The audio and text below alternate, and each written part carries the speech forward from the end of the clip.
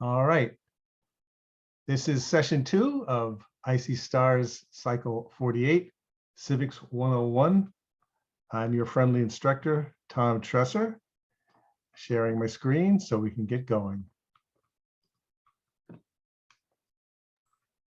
Everyone can see, thumbs up. The presentation, awesome, thank you. So we covered a lot of ground in our first class together. We started with the content around what is a nonprofit and how does it work for social justice. I just want to check in on a few things. I sent a newsletter, a formatted email newsletter. I believe everyone is getting it. If you have not seen this newsletter, please indicate that in the chat and with your good email to make sure I have you. But everyone is getting this in a few days in advance of the current class. And basically it's a little recap and a preview. I am looking to see now if there's any reflections from our first time together. As I said, we covered a lot of territory. Any comments or thoughts from our first session?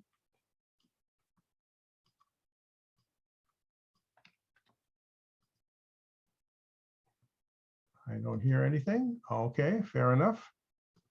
We can continue on. There was some news that we had at the Civic Lab for my own work that I'll put in the chat. There was some news items that I would share with you. There was an article in the Tribune 2 weeks ago. They covered the work that I do around tax increment financing. And then there was an interview on WBEZ radio last Monday as part of this series, Reimagining Chicago. So you can check that out. But today in our work together, we're going to look at the mission of nonprofits and how critical that is in building our own nonprofits and starting to think about what you guys want to do with the assignment for this class, which is sketching out a nonprofit of your own. So let's dive in. All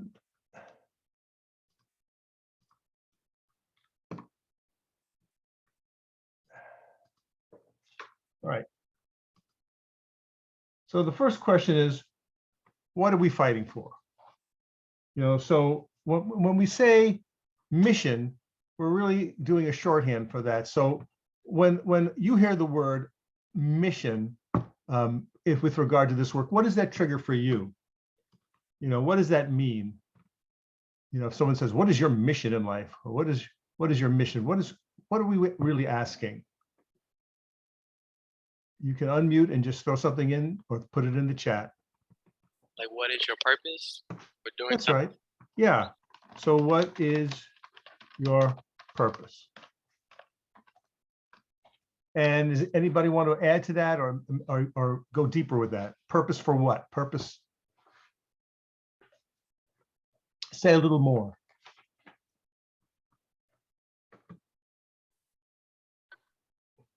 I think it's what's the goal of your life to be reached? Yeah, the goal. Yeah.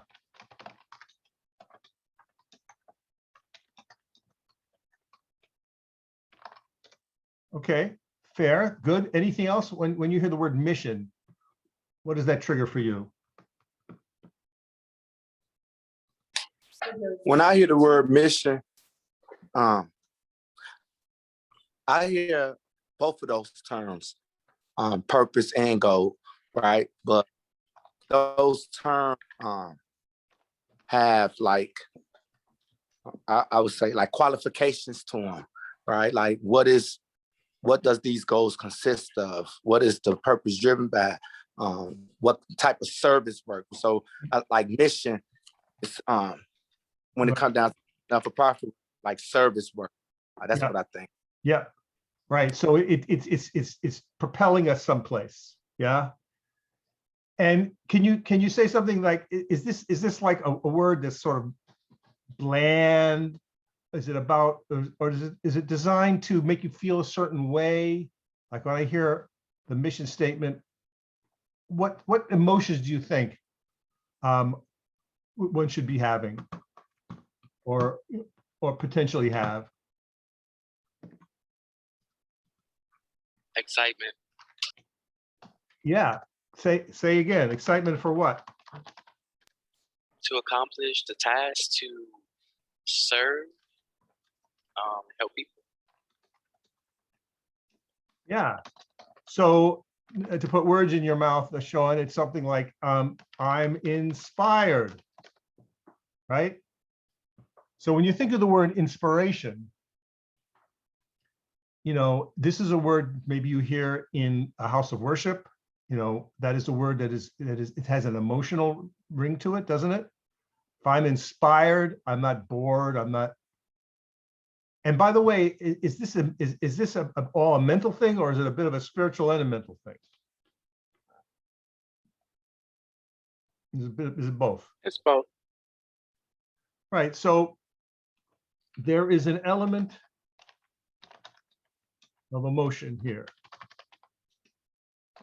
that we don't want to lose track of.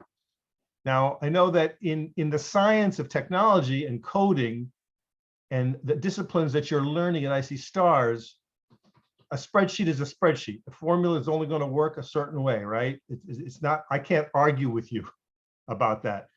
The formula is either correct or it is incorrect. The code is either going to form or it's not going to, or be ill-formed, and the logic chain will fail.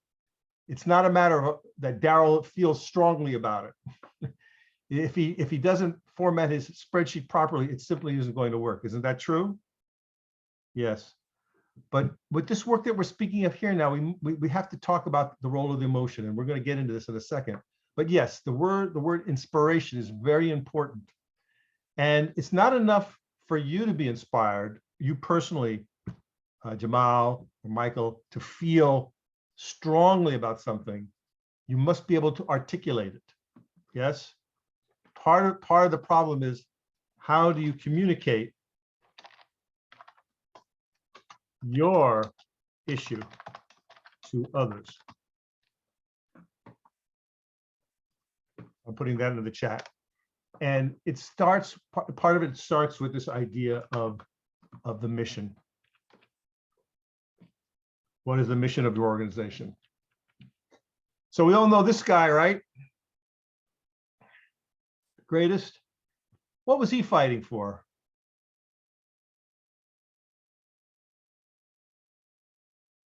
Civil rights, as well as a profession, a Right. professional boxer. He was a fighter in the literal and figurative sense.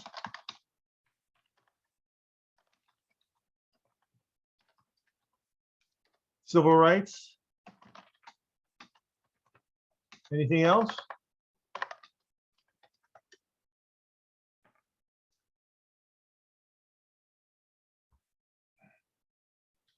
What did he say about the Vietnam War?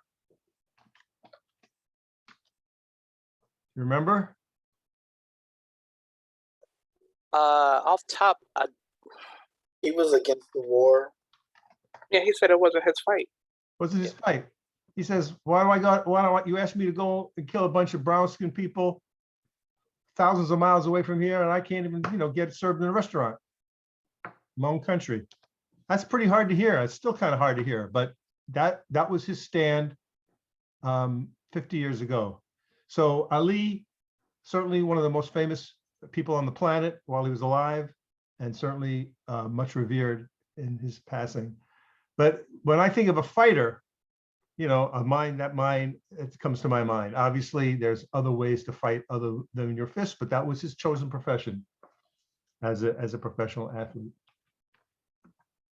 So that's the kind of feeling that we want to get into when you're thinking about fighting for something, lifting something up, and forming your nonprofit. You're thinking of, what is the thing that gets you excited, that makes you mad, that you're willing to get in the ring, as it were, get in the public ring to fight for the thing that you believe in.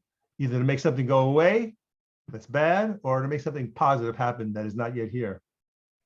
So what we say is that the nonprofits that we are working with and speaking of are driven by mission. They are driven by this mission and not by the desire to make money. So in the world of commerce, you start a business and your goal is to make money, to make more money than you spend. So if you don't do that, your business will fail, right? Unless you're a personal billionaire and you just feed money into the operation. But most of us are not billionaires. And so you've got to figure out your budget to take in more money than you spend. So if you're starting a family, you're going to move somewhere, you're going to establish yourself in a community, and you map out a business plan for yourself, like I'm going to buy a home, I'm going to get married, whatever. You're assuming you're taking in more money over time than you are spending. But certainly if you're going to start a business, whatever it is, that is the goal. I sell a product, whatever it is, and I make money from that product more than it costs to deliver it.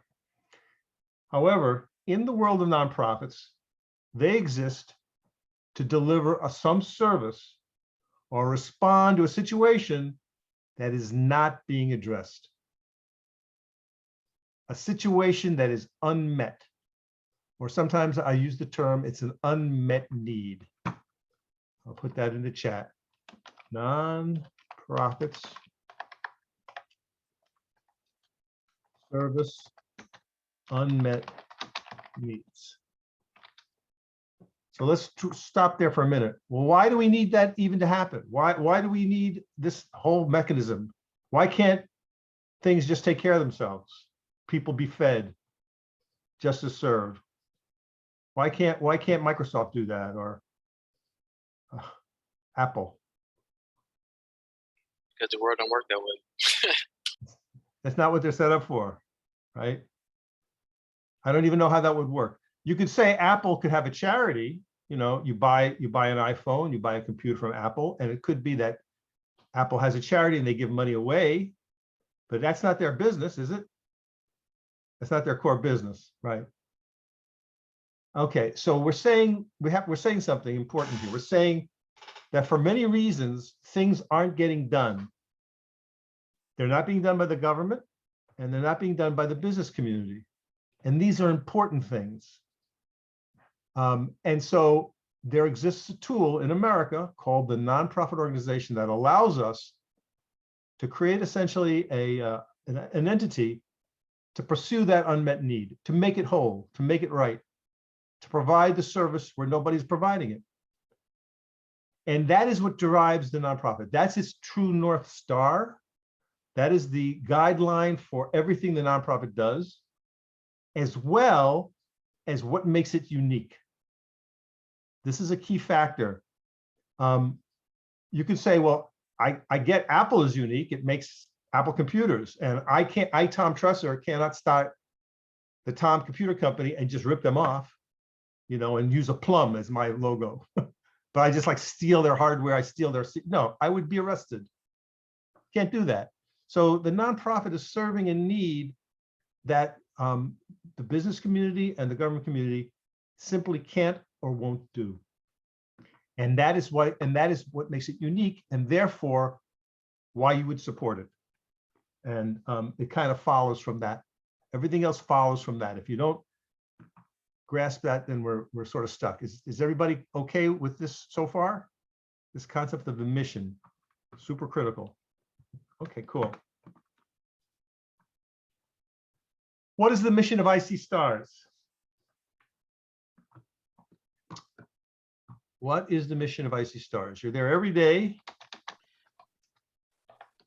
To help those that would not have a normal opportunity to get into areas of technical and business that are not generally available to them.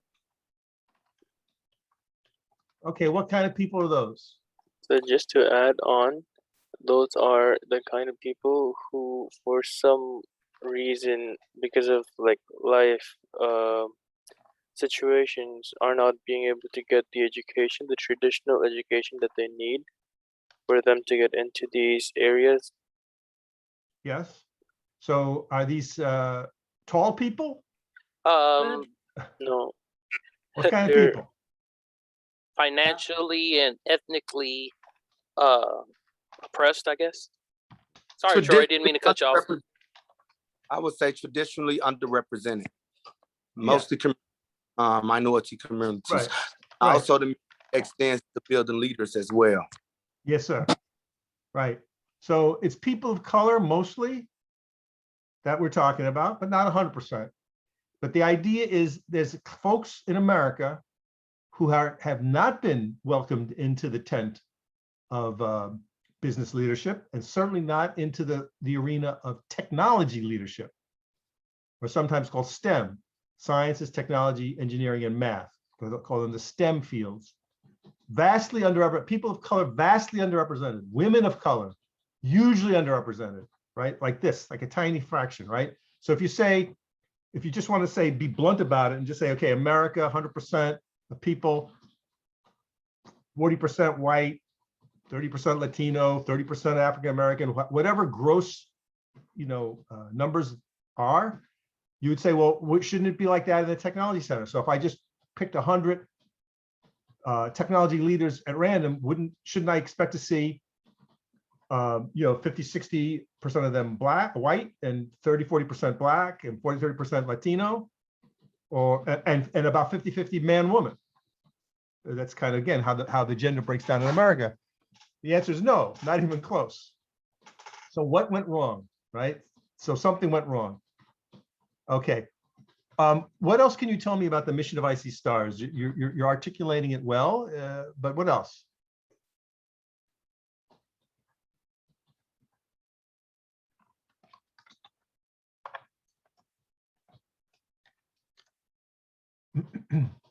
Is the goal just to get you good jobs? No, it's also to help provide us to be able to pay it forward and help push the envelope to be able to change these areas and make it more diversified and help others get into the same positions. Yeah, to pay it forward. So it's a little more than just a job training program, correct? Yes, that is happening. There's no doubt about that. Check in in 3 months from now and look at yourself then versus 4 months before, and you're going to see a big growth, a personal growth in your abilities to do certain things, simple skills that you just did not have that you now have, right? Certain tasks that you'll be able to master that if you were handed them on day one, you just simply would not know how to do it. Doesn't mean you're a bad person. It's just you never were trained. You never had that tutorage. So, okay, yes, that is absolutely going to happen. But I think what you're saying is there's another mission here that is larger, perhaps, than even the idea of training you up for a good job. That there's some sense here of what I would call leadership development. Now, if we go to IC STAR's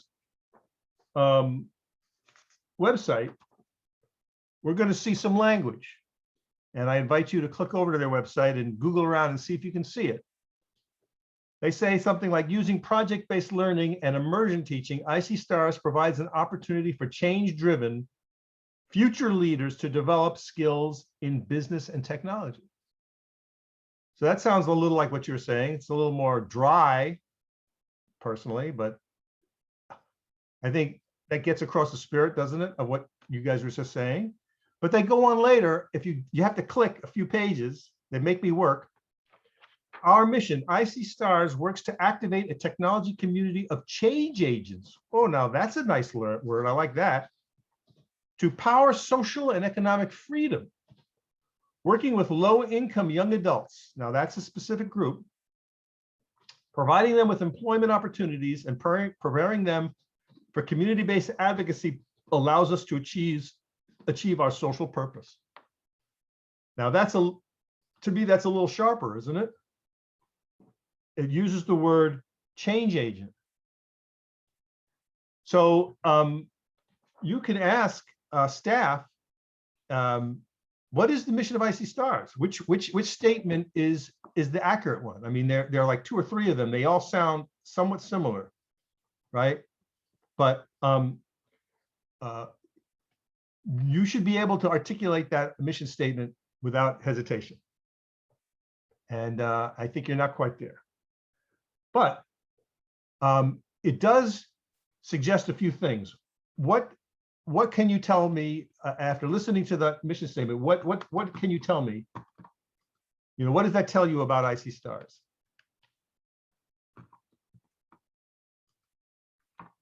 You know, what does the mission statement reveal?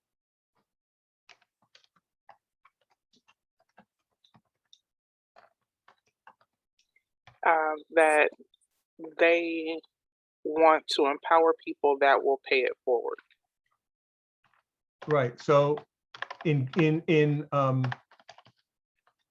more abstract terms, it's the intention, the purpose, the purpose, if you will, of IC Stars is revealed. Does it tell you who they want to do this to or with?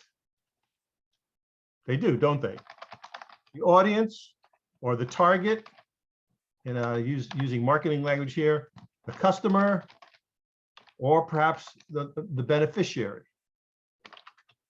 Is that clear in those few mission statements? So it's not tall white guys. That's not it. And it's not animals. We're not talking about saving whales, which obviously is an organizations are set up to deal with wildlife, of course. And we're not talking about your health.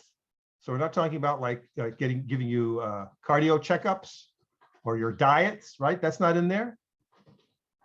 And we get a sense of what is actually being done. Do we not? So there's a sense of education, right? So there's knowledge transfer. That's part of what's happening. Someone knows some shit and some other people are going to get to know that shit. That's a transfer process. So people got to be talking at you. They got to be giving you tasks and assignments. Okay, it sounds simple, but if it's not clear, then we've made a mistake. There's an error. So by listening to that mission statement and almost taking it word by word, it reveals very, very important things to you. And if it doesn't, it's not a good mission statement. It needs to go. It needs to be sharpened. So what am I saying? I'm saying this mission statement has got to be inspirational. It's got to be unique. It's got to convey a few things. And we don't got a lot of words here. I don't want a paragraph. I don't want like a page. That is not a mission statement. That's something else. So we gotta craft these things so that it gets across a lot in a little bit of time. Meaning, who you guys working with, what for, and what are you going to do to them? You're going to talk at them. You're going to train them. They're going to get smarter. They're going to get more skills. And then I see where you're going. All right, let's take a look at some mission statements of famous companies, and you'll see again it works a little differently for the for-profit versus the nonprofits. So Apple, we've already mentioned, their mission is to challenge the status quo to think differently. They don't even say nothing about computers in there, do they? They don't say nothing about iTunes to sell you smartwatches. Coca-Cola is to refresh the world and inspire moments of optimism and happiness. There's nothing in there about sugary drinks. You see, it's an aspirational statement. Facebook, to give people the power to build community so they can bring the world closer together. And overthrow government. And give Russians a chance to hack our elections. No, I'm just kidding. Disney, to create happiness for people of all ages everywhere.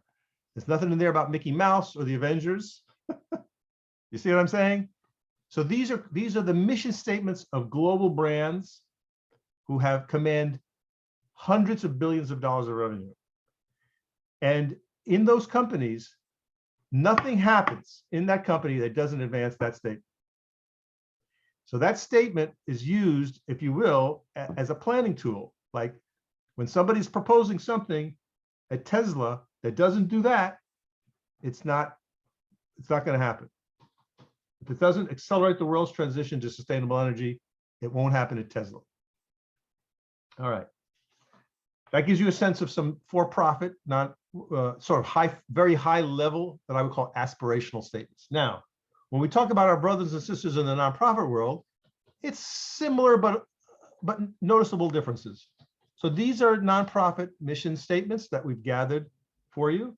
And let's take a look at them. Digital Undivided uses innovation to create system changes by catalyzing economic growth for Black and Latinx communities through women entrepreneurs. Is that clear? Do you see what they're about and for whom they're about? The Ella Baker Center for Human Rights organizes with Black, brown, and low-income people to shift resources away from prisons and punishment and towards opportunities that make our communities safe, healthy, and strong. Get a sense of what they do? They happen to be in Detroit. Think of Us is a systems change nonprofit that focuses on leveraging technology to upgrade the foster care system and its programs for better outcomes for its youth. So then a little more focused, right? They're saying foster care is our niche.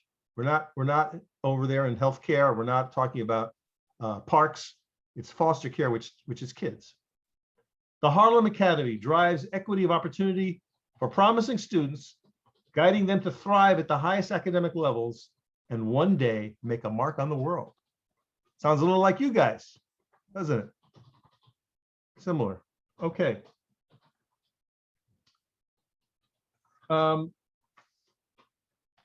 Now, we're going to go into small groups in a minute. And this is where I want you to start to think about your own nonprofit. I've asked you in our introductions and in our emails to remind yourself of what is your burning issue. What is it that you're fighting for or wish to fight for? And when we send you into small groups, what we want you to do is to share the germ of your thinking for the nonprofit that you wish to start. And we're going to be using our Zoom boards. So I'll be putting those links into chat in a minute. So we want you to use your Zoom board. So, and I'll show you that in a second, to do a few things. Create a Post-it note with your name and what is your burning issue? So please remind us. And a bullet point, a few possible solutions. And where would you put this organization and who would be for? So again, it's just a sketch of your thought. And let me share the Zoom board for that. So you'll see, so you can see what I'm talking about.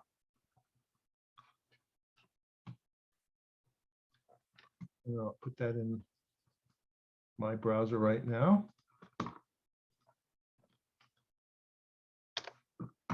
And here it is in chat. Here's the link. And we'll break you up into small groups in just a minute.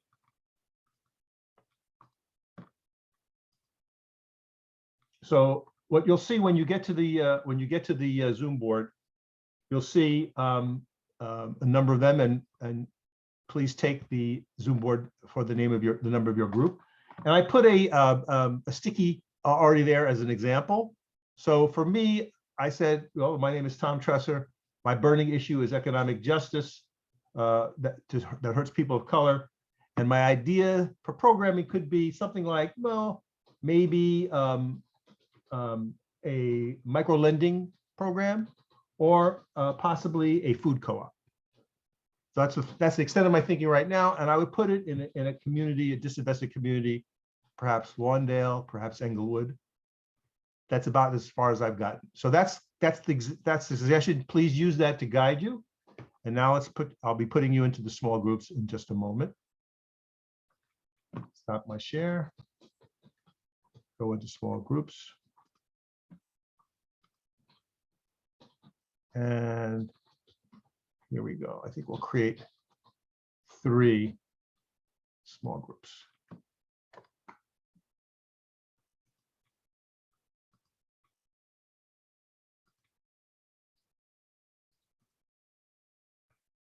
All right.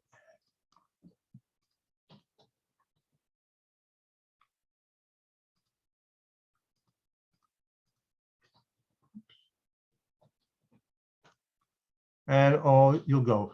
And we will have 15 minutes for this exercise, and I'll be reminding you of the assignment again once we're in the small group. So here we go. And if you have a problem, all you have to do is leave your small group. You'll come back to me and we can discuss whatever is your issue. Here you go.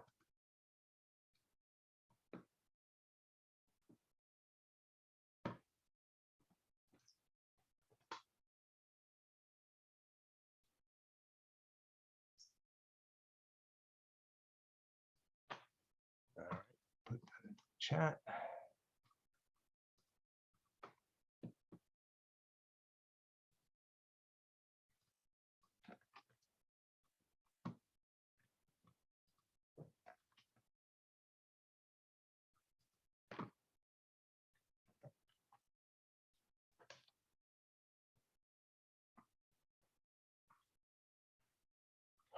Pause recording.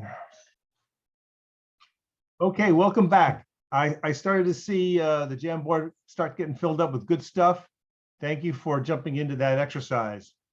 So let's see where people are at in this in our project here to create a nonprofit to deliver some kind of social justice or positive change.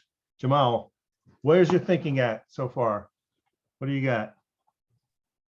So yeah, I got the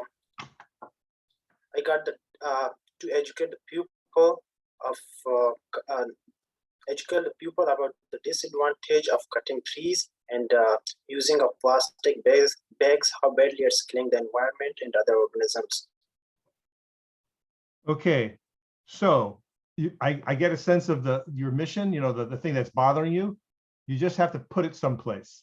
So put it in a specific neighborhood that you know, in a specific place that you know, and that'll help you focus, okay? Okay. And it sounds education, but you can start thinking about like, well, what does that mean? Are we going to have classes? Are we going to have a recycling center? Are we working with kids, you know, to teach them good practices?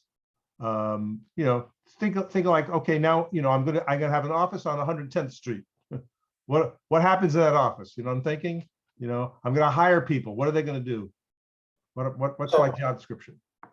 I mean, I was just thinking, because if we just do it on the level of adult, it's not gonna work. I was just Okay. thinking if we just go to the hill school and do it on the basis of the coming generations, so it might be more helpful. Because Okay. I think the coming generation, they play a vital role to help for these all things. Great. So you're starting to think about it's more the younger generation. Okay, so that's where your thinking is taking you. Good. Okay, Mariah, where is your thinking at so far with this? As far as Your nonprofit that you're going to create for this class.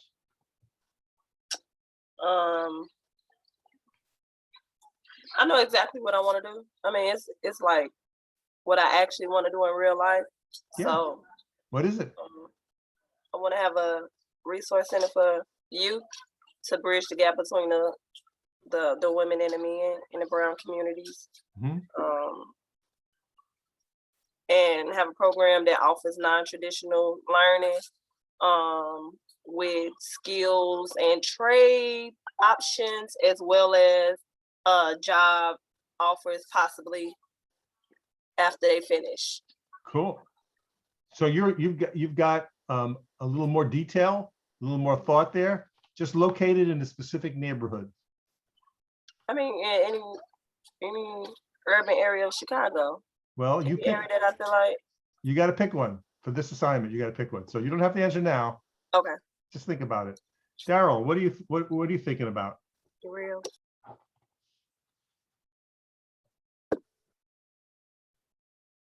Where's your nonprofit? What nonprofit are you wishing to construct? Oh, you're talking. My name's Darrell. Sorry. Darrell, sorry, Darrell. It's no problem. No problem. So my not-for-profit will be giving low-income communities role models and inspirations to inspire to help them with their futures and have aspirations. some of the ideas I was thinking about is like mentorship, field trips of like inspiration, like training, skills training, and like having speakers come talk to them. Got it. Okay. I'm starting to get a picture in my mind as you're speaking. Again, located in a specific neighborhood that you know and that you feel needs that. Imagine a storefront in a real place, maybe a place you pass by every day, right? That would make sense for the people that you want to reach. Like, who would be? Is it by a school? Is it by the L stop? Is it across from the park? What, you know? That's the level of specificity, and then that'll actually help you think a little bit about what's going to happen if someone walks into the front door. All right, cool. What will they see? Okay, cool. Jessica, what do you got, Jessica? So I would like to, excuse me. So my issue is I was in foster care.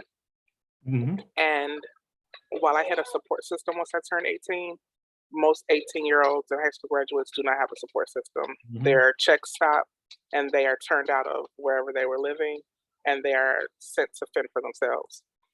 So I would like to create foster to care in order to have a home and a place for them to transition to. I would like it to teach them how to become independent. I'd like to do some type of transitional coaching, some career development, and just helping them apply for programs. If they're going to college, helping them apply for college. All those things that are not happening for them as they're aging out.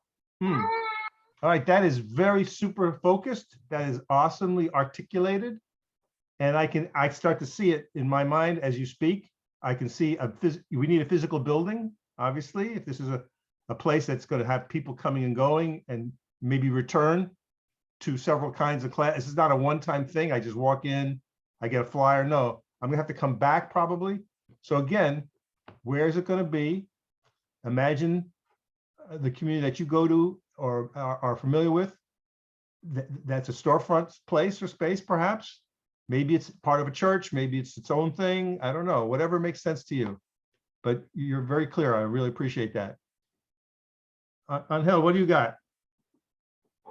Angel, sorry. You're fine.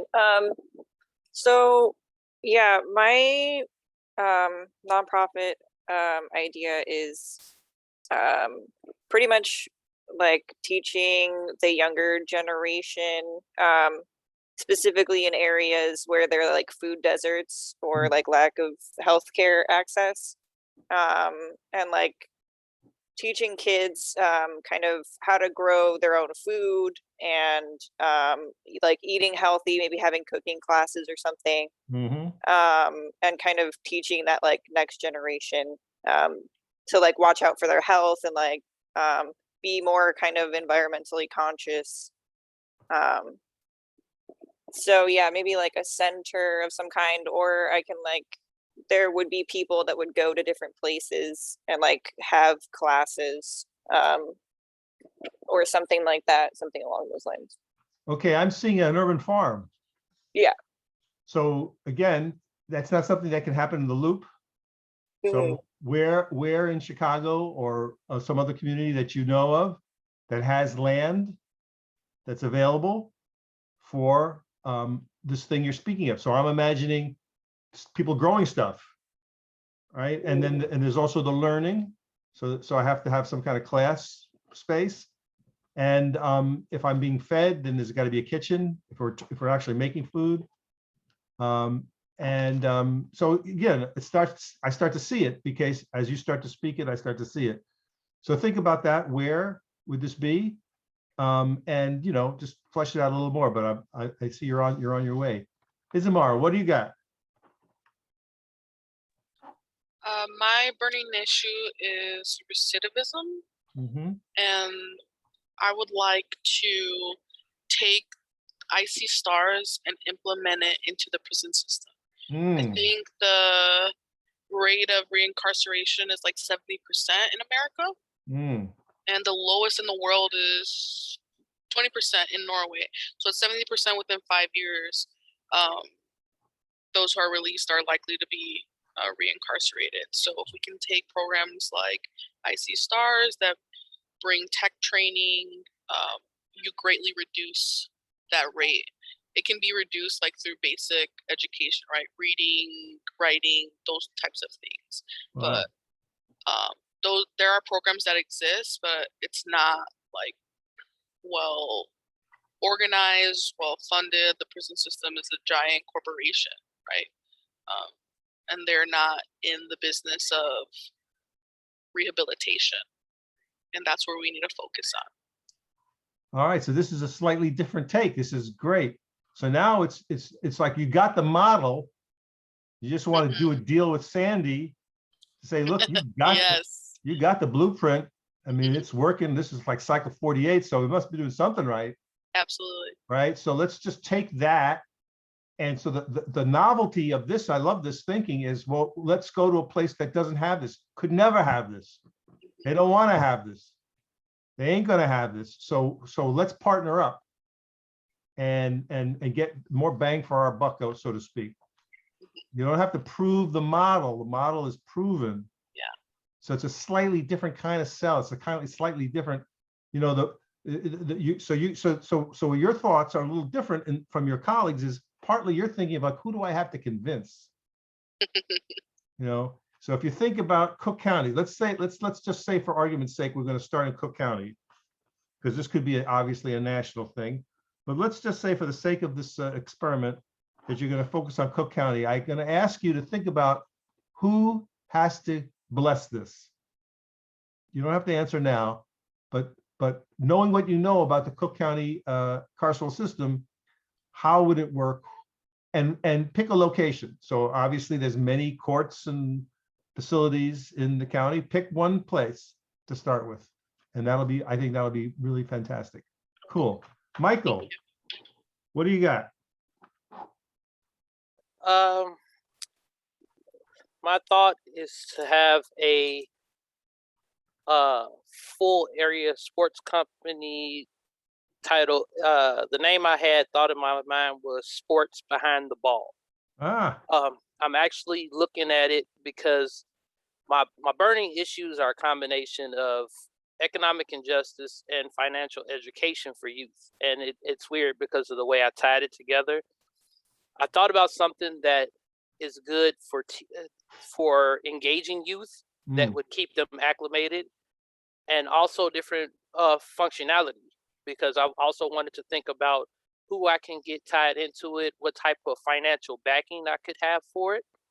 So my thought process is to have literally like a full company-wide version of sports camps, where not only are you learning how to play sports and understanding teamwork concepts, but you also get to learn about the backing, the general manager, the accounting, the marketing people, all the different areas that nobody ever thinks about unless you are specifically part of it. So that way it can generate a lot of interest from children and parents that understand some of these things. That way they can use some of those things to translate into future areas for themselves. Not to mention, thinking about it on a grander scale, I know that if I incorporate it into areas, say on the west side near the United Center, I know I can get backing from people like the Chicago Bulls. If we can have more than one location, we can also have one near Soldier Field and translate it into the football area. It's a lot of different areas I can push it through, and a lot of different people would get behind it because I'm involving the youth and something that'll keep the youth involved. And since I can also turn it into, I can use a lot of computer related things when they're learning finances and accounting. I also know that I can get people behind me from different STEM programs as well. Michael, you make me very happy. That is an amazing concept, sir. Really, very smart. Now let's break it down a little bit. So notice it seems like, and he said this, he seems like it might be a disconnect between his burning issue and the thing that he is envisioning to address it. It seems like it might be, but it's not. It's actually very, very clever, because he used the word engagement. So if you're trying to get kids involved in a certain program for their betterment and things that you would like to offer them, but you can't get them in the door. And sports obviously is a very popular tool. It's used in nonprofits quite a lot, not just for recreation, obviously, but also for security, get kids off the street, teach them leadership skills. We know sports can do a lot more than just work up a sweat, right? Right. But there's nothing wrong with that. There's nothing wrong with just good old exercise and call it a day. But no, it's a very clever idea to bring people together. So he said teamwork.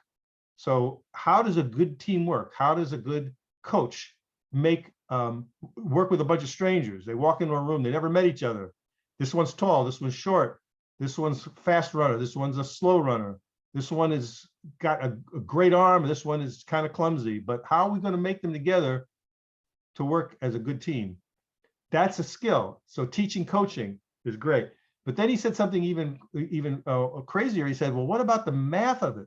What about the business of it? Like, who's the person who schedules the teams? Now he's got to have a scheduler thing. He's got to somehow sort the schedules out. So we've got 6 teams playing, but we only have 3 fields. And so a person who can solve that problem is displaying some other kinds of skills. Call it organizing, call it planning, right? And yet we still, at the end of the day, we still got to get those teams on the field. They got to play, they got to do their regulation time, right? It has to be according to the rules, but we got to figure out a way to get them on the field, right? Right. Very fun stuff. And then he said something that I love even more. He says, now who can we hit up on this? So if we put it by such and such a place, well, we can go to the Bulls, right? And maybe even those guys could come and do some guest coaching, you know, show up and sign some autographs, but also to talk candidly about life in sport.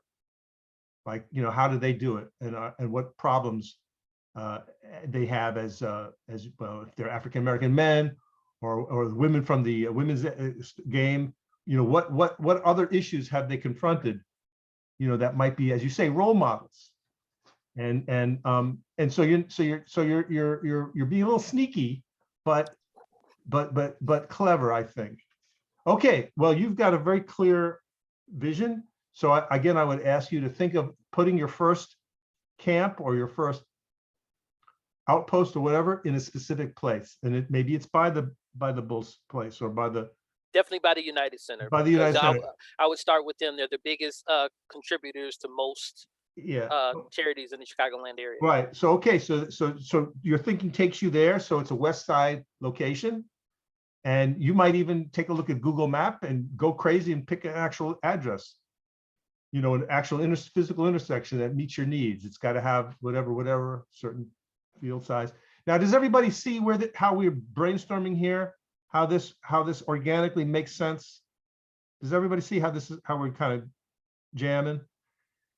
And this is kind of the art and science of this work, right? So we're just but Michael has already come to the table with a lot of good thinking, but he's triggered my thoughts, right? So I'm kind of jamming with him a little bit on this. But the art and science of this work is kind of what we're showing you. But it starts, and I just remind you, it starts with that solid mission.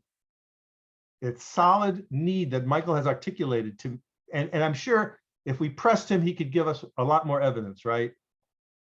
About why this is a good thing to do. And now we see another thing, don't we? That he's kind of persuasive, isn't he? He's kind of got the gift of gab a little bit. And that is so important, my friends. We won't have time to cover everything in this class, but let me just say about the ability to communicate passionately with a vision that I think Michael has done, even in the few minutes that he took. So you can see that with a little more work and a little more, you know, back and forth and a little bit of coaching and you know, trial and erroring, I think we could see a very powerful presentation, perhaps, you know, with some documents. Here's my case statement. I could see funders hearing him, right? And I could hear at the end of that conversation, well, that's why we would like your contribution of $100,000, Mr. Michael Jordan or Mr. Scottie Pippen or whoever, right? And you get your picture up on the lobby, you know, come on, Everybody's gonna know who my supporters are. Anyway, awesome. Thank you so much, Michael. Lauren, what do you got? So for me, some of the ideas that my burning issue was specifically the opportunities and retention of women, specifically women of color and Black women in particular in the workplace, specifically in the tech field. Like I'm just like, I start big and then I go, kind of small.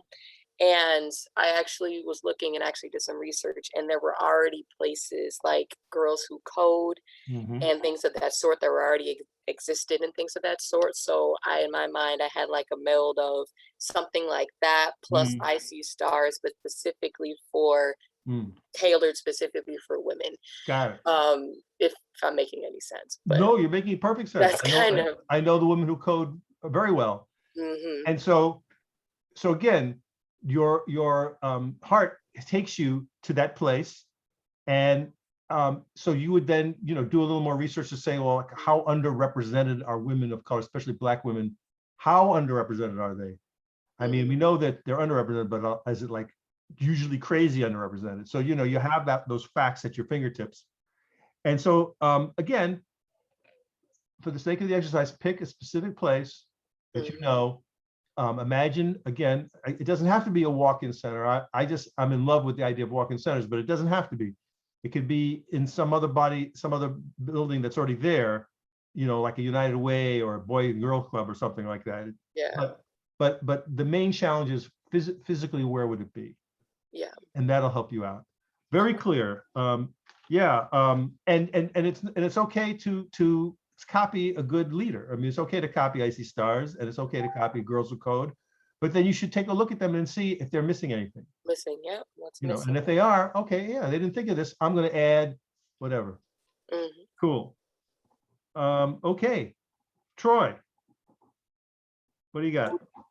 So my burning desire is to address the displacement, specifically of those who experienced displacement because of the demolishment of the Robert Taylor housing projects and directed to disinvested communities like Inglewood.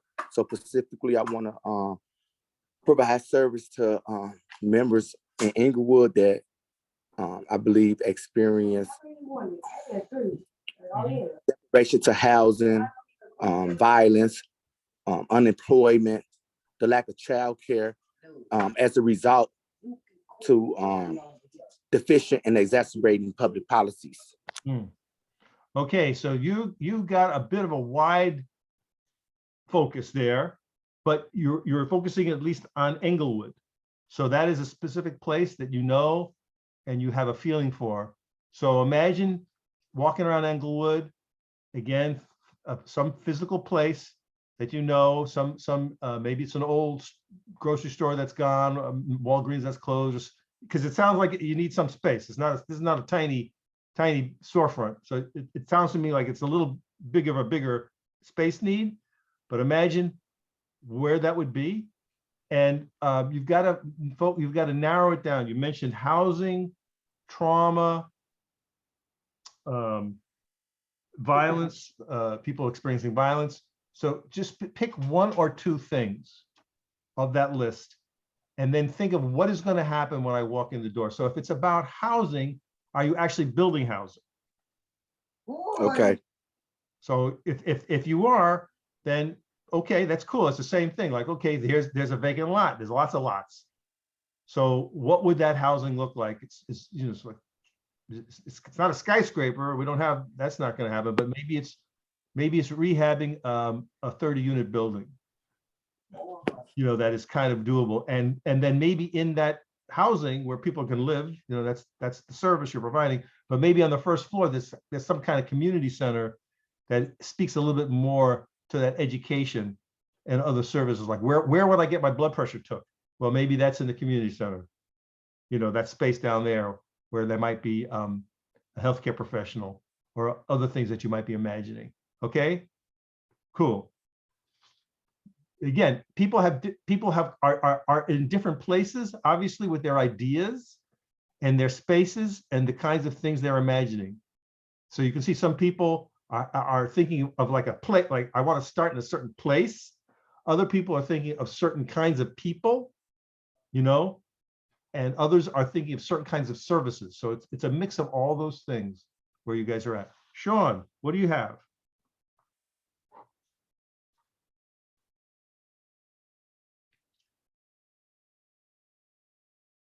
You got it. There you go. But so the first one that I came up with was my burning issue was that when I was growing up in the south suburbs in Harvey, I felt like they didn't teach us financial literacy.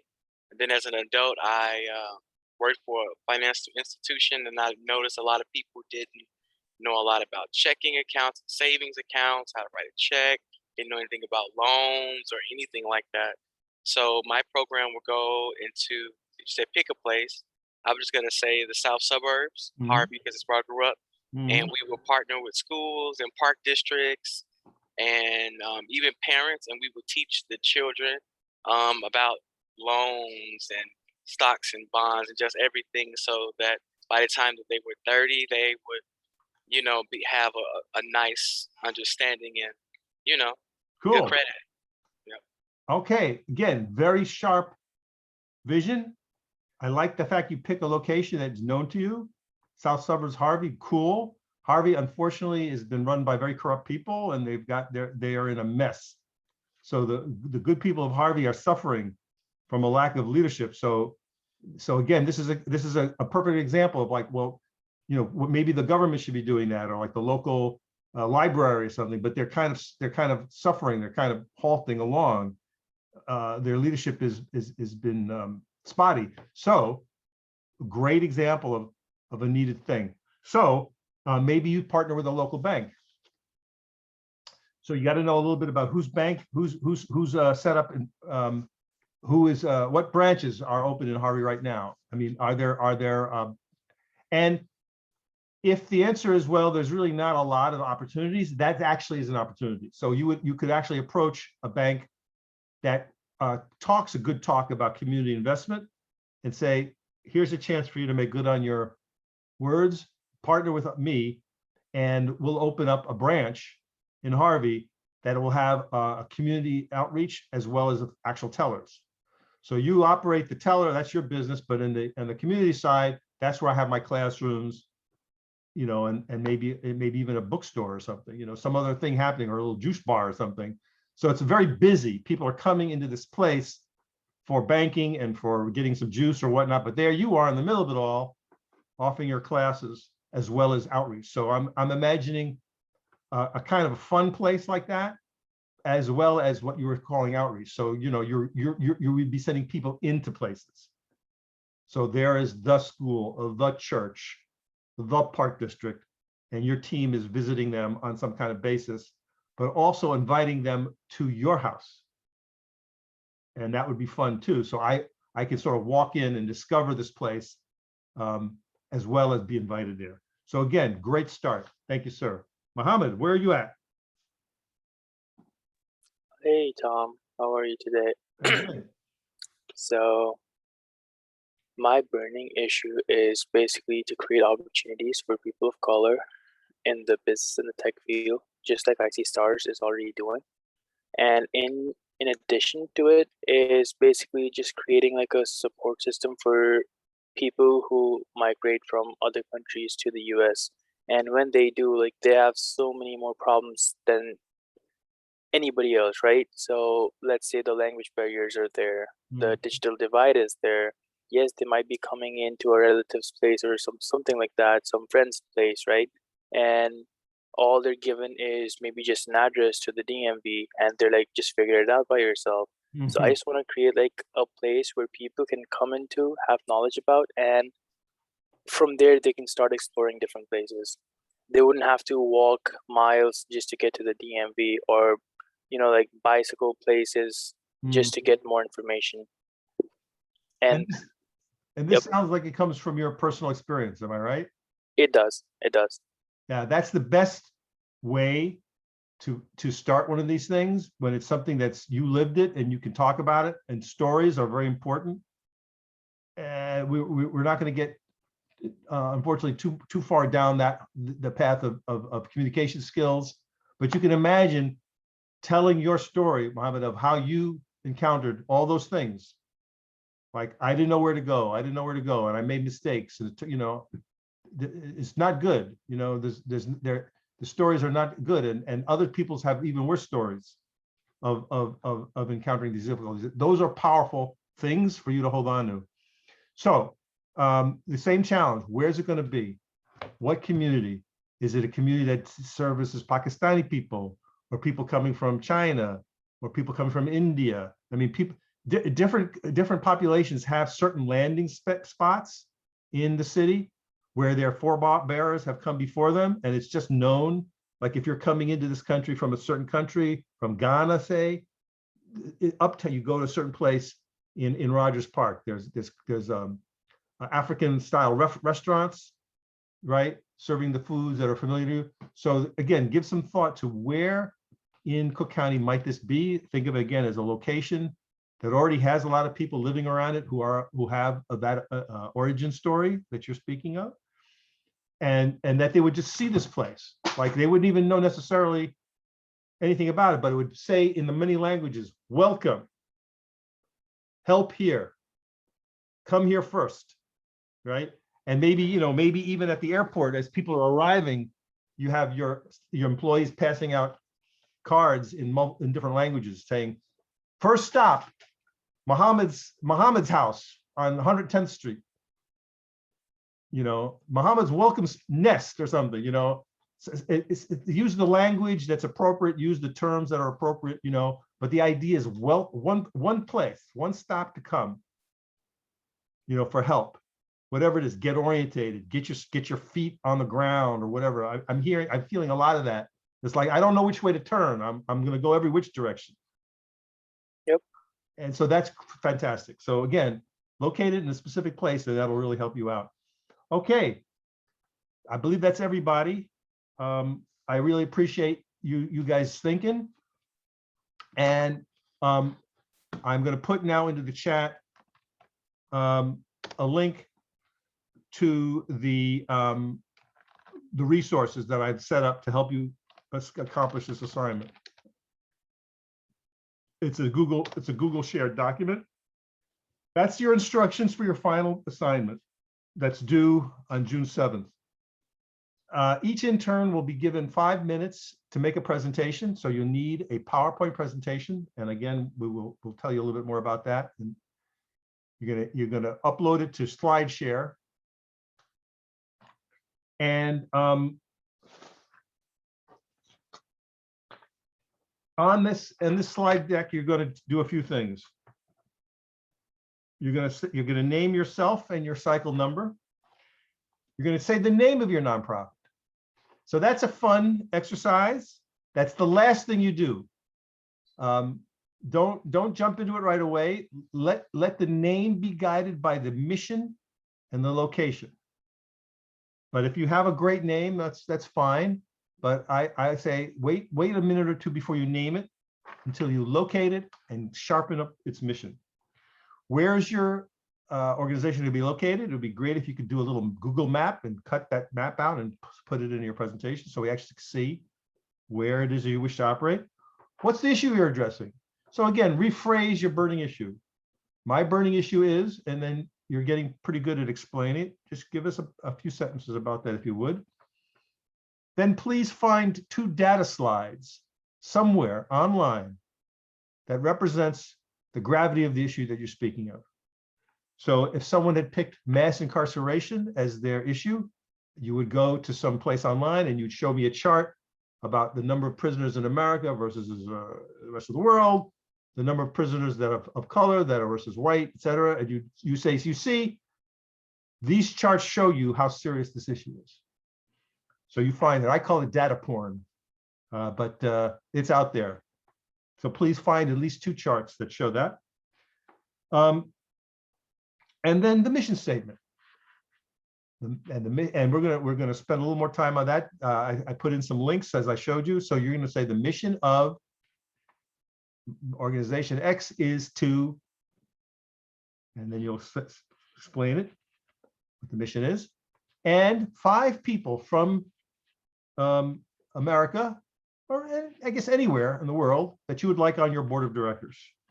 And so you'll be showing me their picture and their name and maybe a sentence about each of those people. That's your final presentation due on June 3rd, and the instructions are in chat. Okay. Any questions so far before we pivot and move to a new topic? We're good? Okay, cool. Go back to sharing my screen.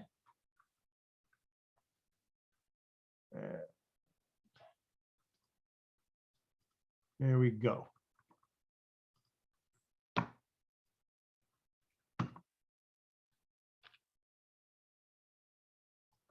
Question now is, what is a great leader look like? We want to now discuss leadership. Now, you all are going to be leading these nonprofits. So the question is, what does a good leader look like to you? Please put some things in the chat for me. What does a great leader look like or possess?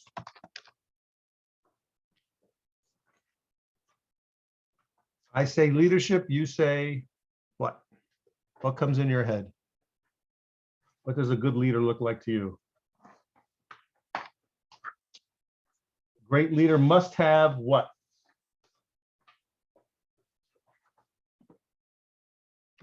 Focused, knowledgeable. Yes, brave. Oh, brave. Sean, tell us more about that. What do you mean brave?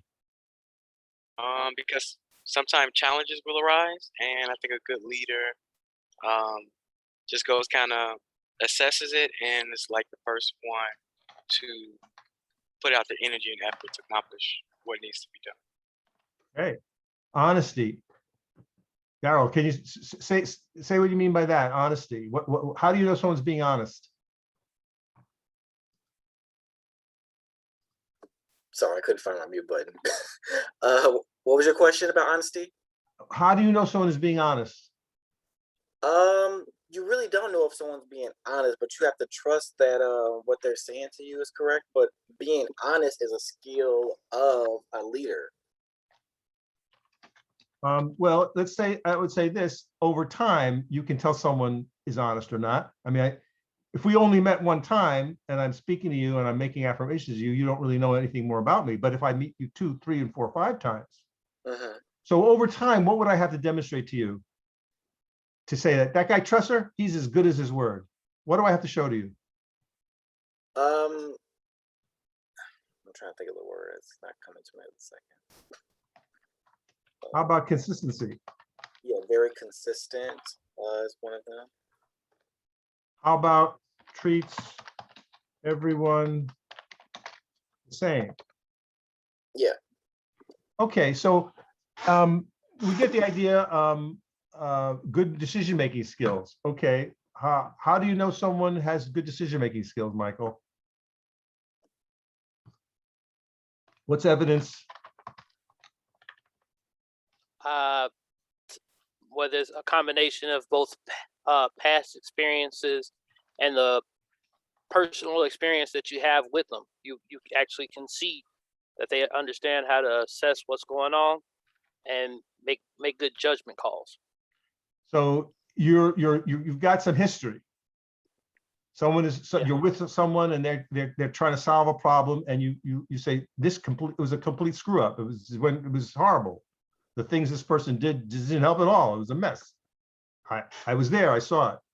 Right. Or we encountered problems, and this person sort of unraveled the bowl of spaghetti real time, and navigated conflict, and was able to soothe that guy down. He was screaming at the top of his lungs, whatever, and I was there. I saw it, and he handled, or she handled it very deftly, and that would be your report.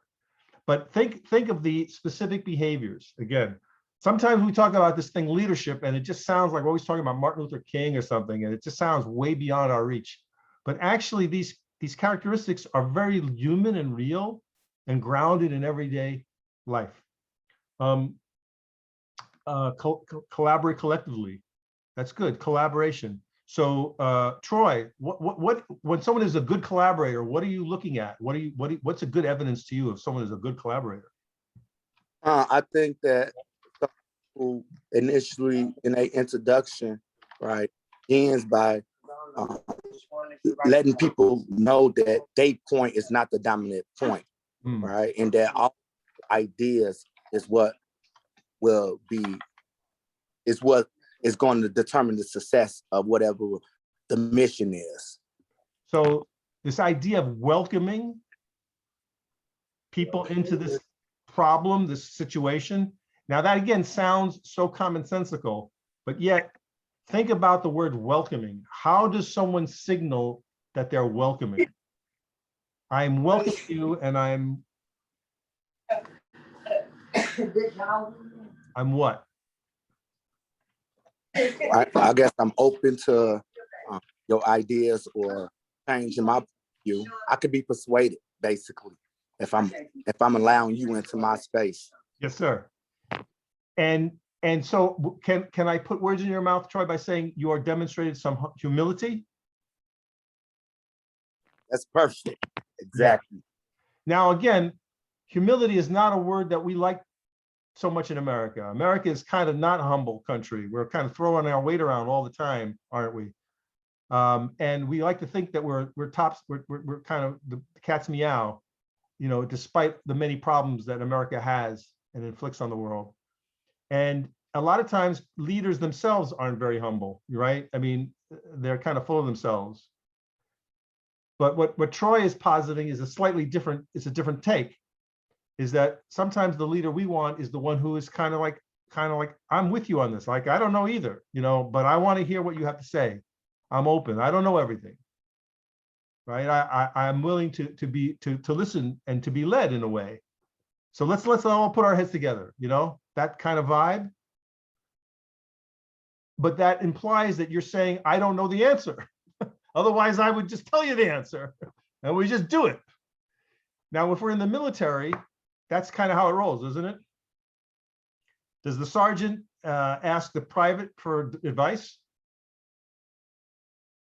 No. Does the private tell the colonel what to do? No.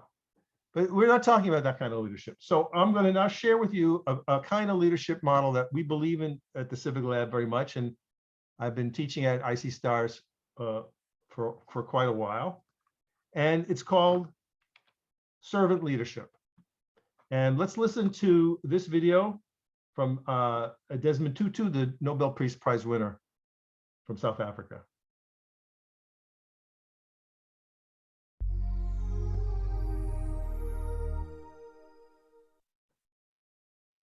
What, in your opinion, makes a good leader? What qualities?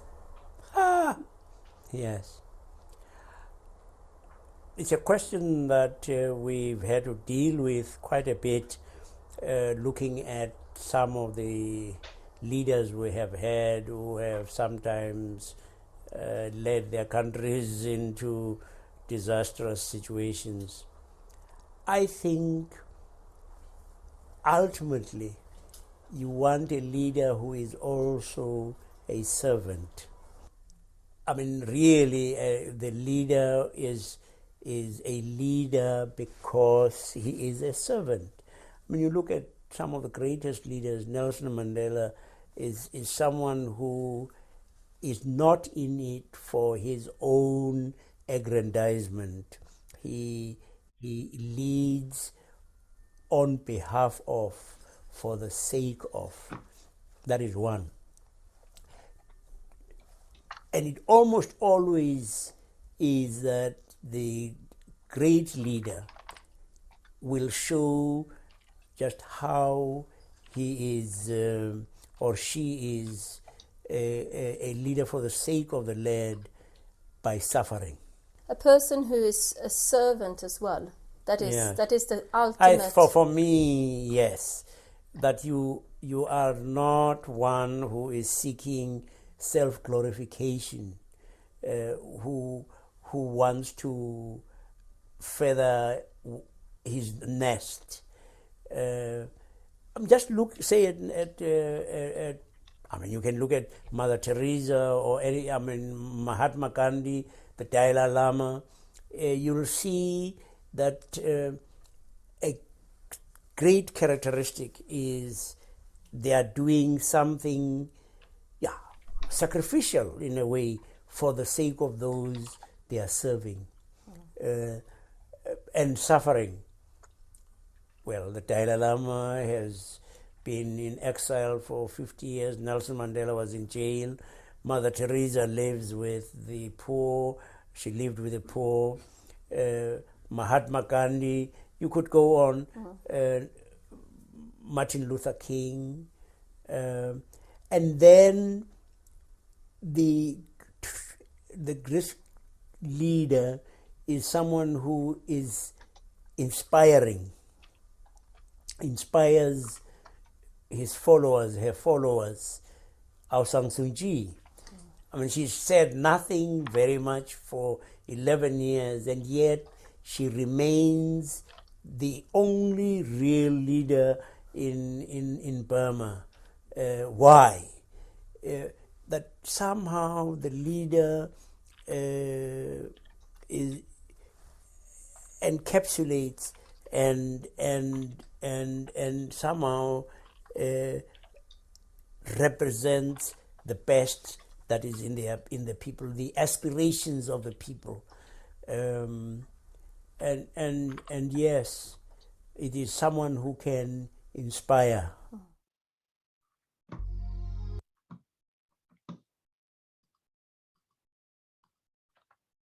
Okay, so that's what we mean by the servant leader. As you say, someone who is not in it for their own aggrandizement and has the desire to serve, which is basically what you all have and have expressed pretty strongly. Someone who is inspirational. Again, this is the idea of the mission statement. Your vision for the future makes me energized, gets me out of my seat, gets me to lean forward to be part of it. I want to know more about your mission, and then I want to be drawn into it, and I want to help you. So these are features of the servant leader, and we use we have about 7 characteristics that I'll share with you. So we say the servant leader is a person of character. We say the servant leader puts people first. We say the servant leader is a skilled communicator, and that's something I mentioned a little while ago, and that you're beginning to pick up on, that the ability to be articulate is important. It's part of your leadership skills. That is to say, get your idea out of your head and into my head. The servant leader is a compassionate collaborator. So Troy was saying some of the elements of what he thought a good collaborator requires. The servant leader has foresight. As foresight, can see into the future, can anticipate and plan. And we're saying the good leader sees obstacles coming and has plans for them. Yeah, things happen that you don't anticipate, but the good servant leader has ways to cope with change and knows that change is coming. The servant leader is a systems thinker, and you're already doing that at IC Stars. You're already thinking about whole systems, how things are connected with one another, and that if something happens over here, it affects something over there. And so the servant leader has that ability to sort of see the big picture, kind of step back, and then to step into it and step back. That is a skill that you can develop as a strategic thinker. And then you lead with moral authority. So regardless of what your job title is, the servant leader has been invested with leadership by their followers. So again, the great people that Bishop Tutu named, you can see that Martin Luther King was never elected to any office, but millions of people willingly followed him. And same with some of the other people that were mentioned, or that you can think of, that are people who inspire you, who may not hold office, but who hold some other place in your heart. So those are the features of servant leadership. And so let's just talk for a few minutes about some of them. Let's talk about a person of character. So is a person of character is one of the traits of servant leadership. We've already sort of mentioned a little bit. How does someone show you that they are a person of character? What clues do you look for to say that guy, Tom Tresser, he has no character? He's a complete a-hole. What did I do?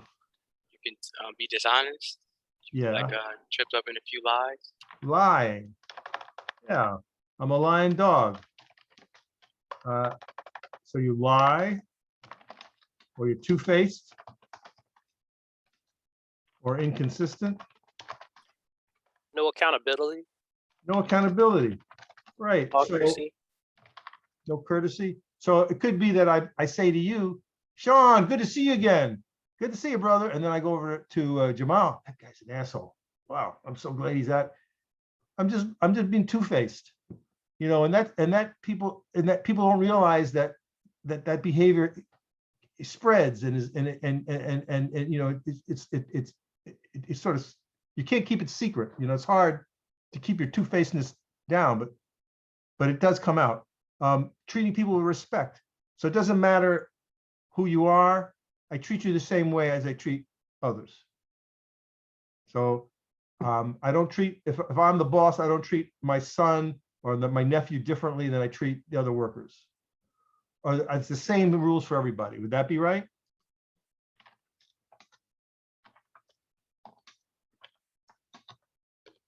Other ways that I can show to you that I'm a person of character. You're very level-headed. What do you mean by that? Somebody who doesn't necessarily panic when things go awry and can keep their wits about themselves. Dependable. Dependable. Yes, that's a super one. If I say to you, I'm going to do something and I don't do it, that's not good. You're going to say, that guy, Tom, he said he was going to help me. He didn't show up. He left me holding the ball. I didn't, you know, it put me in a bad way. He said he was going to be there and you know, help me change my tire, and I'm stuck out here, you know, or whatever. So if someone says, I will do this thing, then you do this thing. If you can't do this thing, don't say it. It's better to underpromise and overperform. Generally speaking, not just in life, but in business, and certainly in constructing your nonprofit, and as you build your career. You want to be, you know, the phrase, your word is your bond. You heard that phrase? Yep. It's meaningful. It's very meaningful, and people can find out very quickly that you're full of hot air or gas. You know, that Muhammad guy, he's a funny guy. He's always cracking jokes. He's a funny guy. He can play the guitar. I love him when he plays the guitar, but you know what? When he says he's going to show up, he never shows up. You know what I'm saying? So you don't be that person. You're the person who shows up 100%, 110%. So yeah, those are all excellent markers for someone who's a person of character. Now, is that someone you want to be with? You want to be with that person of character? I think so. I want to be with such a person. It's very helpful to me to know that I can depend on someone that are level-headed, that I could panic if a crisis happens, but Jessica, she's got her head screwed on. She's going to help me get through this, because Jessica's got her shit tied down, and she's going to help me. She's like a iron post, and the water will swirl around her, but she will help me figure it out. And I want to be with Jessica when the shit comes down, because remember that other time when, so people will share these experiences of real life situations where, trouble happens or something happened in the workplace or whatever could be, where there was some turmoil or crisis, that was not anticipated. Great. So yes, that's a person of character. And what would be an indicator of foresight? You would say that guy, Tom, he's got super foresight. He's a great strategic planner because he did what? I would say pays attention and plans things out. Pays attention. Pays attention to what? Detail. Detail. Detail oriented. Yeah, I would say context and history. So here we have a term that you may have heard before, a lifelong learner, which again goes into this idea of humility. So what I would say to you is that in order to pay attention, what you're paying attention to is a little multi-layers. One is the context that we're in. So what is the environment going on? So if you're going into technology, obviously you got to know what the technology trends are. What is Google doing? What is Microsoft doing? You have to know that environment, right? The landscape. That's your context. Are people using more cell phones than less cell phones?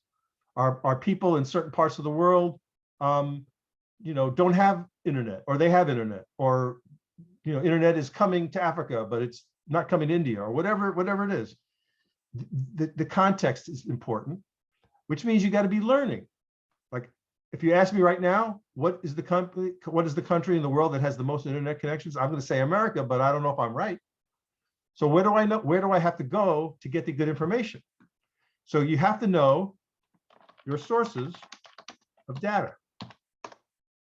reliable data that will help you understand the present conditions, just what is. So you can say, if you took a minute, I'm sure you could look it up right now online, and you could tell me internet connectivity by nation. And the argument is settled. It's not me guessing. You'll tell me, here's the top 5 countries in internet connections. So that's the present conditions plus future trends. So you have to know kind of like how the things are moving, which again is kind of it's a collection of history. Like, okay, this is the internet connections right now, today, 2021. How was it 5 years ago? Oh, I see a trend here. Well, how is it moving? If we don't do anything and just let the marketplace dictate, what's the chart going to look like in 5 years? Is it going to look any different? Or is the countries that don't have internet are still not going to have it? And the countries with internet are going to have it more, right? So to have foresight requires you to have this kind of knowledge of context and the likely trends. So when you're thinking about a trend, you're actually looking where? You're looking into the future, aren't you? And you're saying, well, the data suggests that if nothing else happens, and we don't have an icy stars, it's probably going to be the same as it was 5 years ago, which means that white men are going to have 75% of the jobs in technology. So if we don't do anything, that's kind of how it looks. Why would it change? Is something magic going to happen?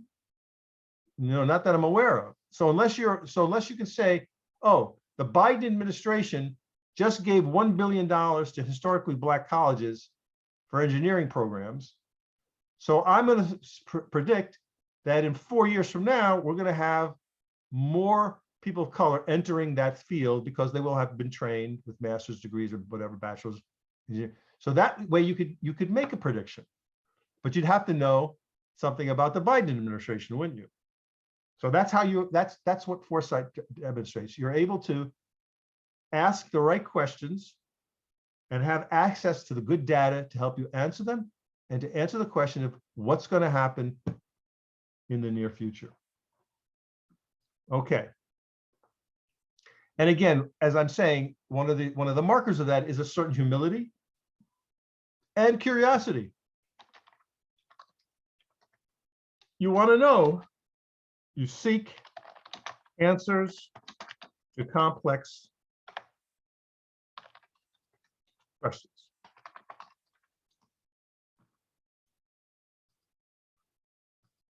So if it was easy, there'd be an answer to it already.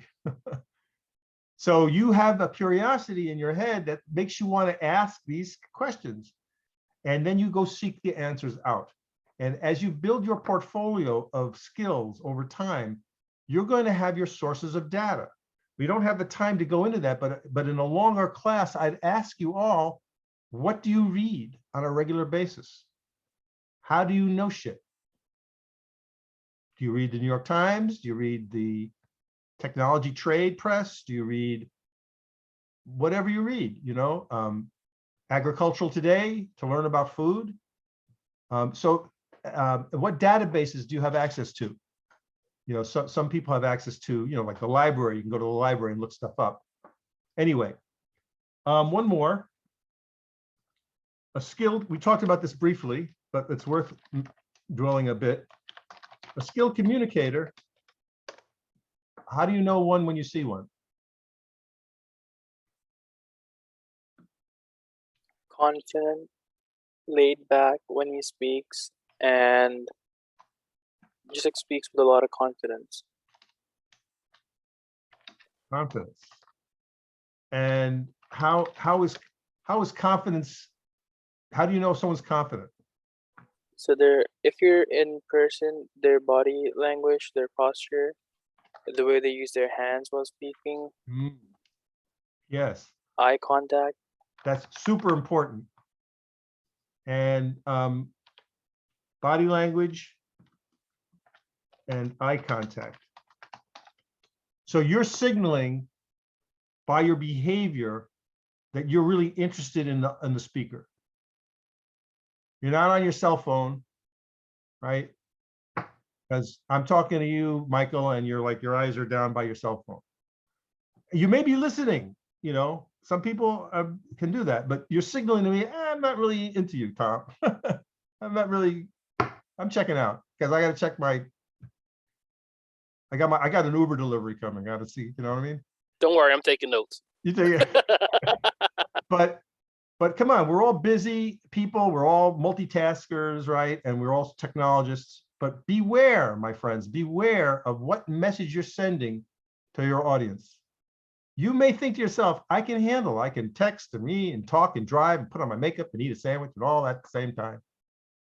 Not really. So yes, a skilled communicator is absolutely someone who's engaging me. You're engaging me. You're signaling to me. You're leaning into me. You're making eye contact with me. Now, are there things that you can do to mirror or repeat? Right? So we're having a conversation, and could you not say, Sean, I think you said this. Bah, bah, bah, bah, bah. Did I get it right? That indicates I'm listening to you. I'm not quite sure I got it, but I'm asking for you to confirm. So that's a clear signal to Sean that I was listening and I'm respectful, and I want clarification. So, you know, and I'm open, because like, what if I got it wrong? And Sean would say, yeah, Tom, that's actually not what I said. Yeah, you did. I don't know what you heard, but what I meant to say was, blah, blah, blah, blah. Oh, okay. I don't know where I was. Thanks, Sean. I hear what you're saying. Cool. So we close that loop, right? And sometimes it's worth your effort to double down and make sure, you know, that's a lot. Angel just said a lot. I'm not sure I got it all. Let me just check in, you know, let me just check. And you say, did I get that right? I thought I heard you say, right? Oh yeah, that's right. You got it, Tom. Yeah, that's what I said. Okay, cool. we move on. All right, what else does a skilled communicator possess in your thoughts? They're charismatic.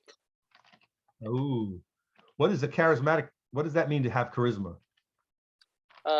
You can usually captivate a room. You can definitely sway people's opinion, and they generally pay attention. Yeah, it's a little hard to nail down a little bit, but this idea that someone is engaging and sort of lively, doesn't necessarily be funny all the time, though funny gets a lot of privilege in our society. If you're a funny person, right, people like you and they sort of gravitate to you, being witty, but not everybody kind of has that ability to speak quickly and in a funny manner. It's I would say, if you are authentic. If a person is coming across as real and authentic, doesn't matter if they're funny or sober or kind of more like at a mellow pitch. You don't have to be, like who's a funny guy? I don't know. Will Smith, he's funny. Some people are just they have a certain wit about them that just everything they say is funny. I don't know how else to describe it. That's not necessarily what we're meaning. What we're meaning, engaging and authentic. And if you happen to be witty, that's fine. That's good. If you can have a sense of humor. I think I have a sense of humor. You'll be the judge of that, I guess. Yeah, Tom, he's as funny as a stroke. But mainly what we're looking for is someone who is real. Whatever is real for you, the real Jamal, the real Daryl, the real Jessica. You don't have to be the other guy. Oh, I'm not as funny as Will Smith or whatever. I'm not as good looking as James Earl Jones or some other person that might be in your world. No, you're you. And what we're looking for in the servant leader is that sense of authenticity. All right. Any thoughts or questions? I know we covered a lot of ground again today. Questions about your assignment or anything we covered today? I got a question. Go ahead. The question was like, you were talking about the funny thing, like you had to be while you are just delivering your speech or communicating with somebody. But sometimes, as you're talking about like something very serious, if you just take it as a funny note, isn't it gonna be like a barrier of communication? Like people don't take an interest listening it or just. Well, humor is a tactic that a skilled communicator will use appropriately. So again, part of your journey as a skilled communicator is you'll be trying out different styles and different ways, and sometimes it'll work and sometimes it won't. It'll be evident to you when it is appropriate to use humor and when it is not. And it's the kind of thing that you just have to try it. So when you're making a presentation to a client, as you have to do at IC Stars, there's maybe a minute to break the ice, to share a funny story. But when you're dealing with the problem at hand and trying to sell your service, maybe humor is not such a good idea at that point, right? But being authentic with your audiences at all times, being who you are, and bringing your real self into the situation is always, in my opinion, the right thing to do. Okay, we'll leave you with this thought, this quote from Martin Luther King. He said, "Everyone can be great because anybody can serve. You don't have to have a college degree to serve.